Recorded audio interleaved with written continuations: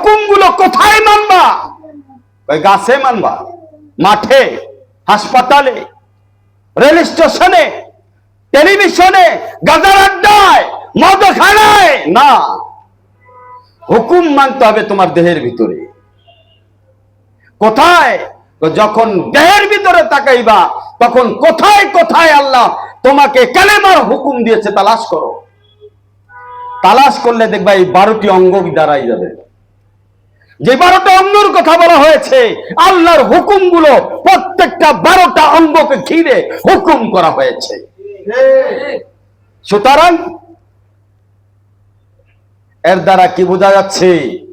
কালেমায়ে তৈয়বা মানি হচ্ছে তোমার 12টা অঙ্গকে আল্লাহর ইবাদতে, আল্লাহর দাসত্বে, আল্লাহর গোলামির মধ্যে আনতে হবে। বন্ধুরা আমার,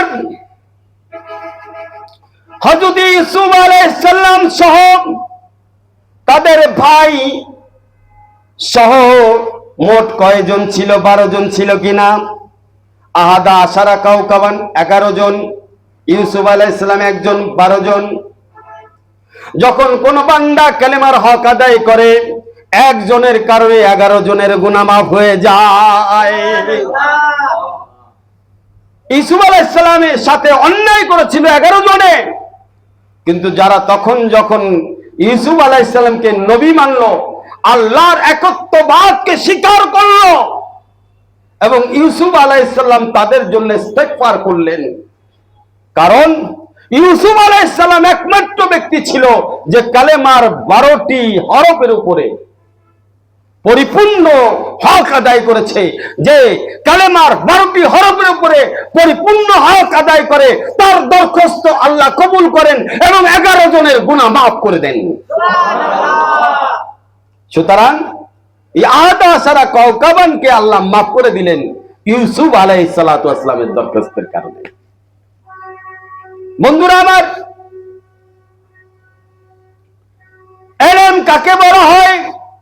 যেই ইলমের দ্বারা জ্ঞান বাড়ে, যেই ইলমের দ্বারা আল্লাহর সাথে সম্পর্ক হয়, সেই ইলমকেই প্রকৃত ইলম বলা হয়। যেই ইলমের দ্বারা সম্পর্ক হবে না, আল্লাহর সাথে সম্পর্ক যোগসূত্র হওয়ার জন্য যে জ্ঞান দরকার, সে জ্ঞান বাড়বে না, সেটাকে ইলম বলা হয় না, সেটাকে ফন বলা হয়। সেই ফন দ্বারা অর্থ কামাই করা যায়, দুনিয়াতে ইজ্জত পাওয়া যায়, কিন্তু আল্লাহর কাছে মর্তবার মাকাম হাসিল করা সম্ভব নয়। মাকাম এবং মর্তবা হাসিল করতে হলে আল্লাহ ওয়ালাদের সিনা বা সিনা তাদের সামনে বসে সবক পড়তে হবে। বন্ধুরা আমার, সুতরাং আমরা এখন কালেমার মাআরিফের দিকে যাব। কালেমার মাআরিফের মধ্যে কি আছে জানতে হবে। যদি আমরা না জানি তাহলে সারা জীবন অজ্ঞ থাকলাম, কালেমা পড়ার পরেও কালেমাকে চিনলাম না, বুঝলাম না। বন্ধুরা আমার, কালেমা লা ইলাহা ইল্লাল্লাহ হলো মাকসাদে জিন্দেগি, জিন্দেগির মাকসাদ, উদ্দেশ্য, হায়াতের উদ্দেশ্য, ইবাদতের উদ্দেশ্য, আমলের উদ্দেশ্য হচ্ছে কালেমা লা ইলাহা ইল্লাল্লাহ। এর আরেকটি অর্থ হচ্ছে ইয়াকিনের ভিত্তি। কালেমা লা ইলাহা ইল্লাল্লাহর ভিত্তি যত মজবুত হবে, তার আল্লাহর সাথে ইয়াকিনের সম্পর্ক তত মজবুত হবে, ইখলাসের সম্পর্ক মজবুত হবে, তাকওয়ার সম্পর্ক মজবুত হবে, তাওয়াক্কুলের সম্পর্ক মজবুত হবে। যখন আমি আল্লাহর থেকে কিছু আদায় করতে পারছি না, বুঝতে হবে ইয়াকিনের ভিত্তি দুর্বল, ইয়াকিনের ভিত্তি দুর্বল। কালেমা লা ইলাহা ইল্লাল্লাহর উপরে আমার ইয়াকিন এখনো মজবুত হয় নাই। ইয়াকিন মোট 5 প্রকার। কয় প্রকার? 5 প্রকার। 1 নম্বর ইয়াকিনের নাম বিল গায়ব ইয়াকিন,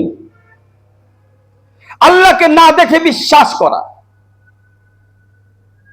আল্লাযীনা ইউমিনুনা বিল গায়ব, আল্লাহকে না দেখে বিশ্বাস করা।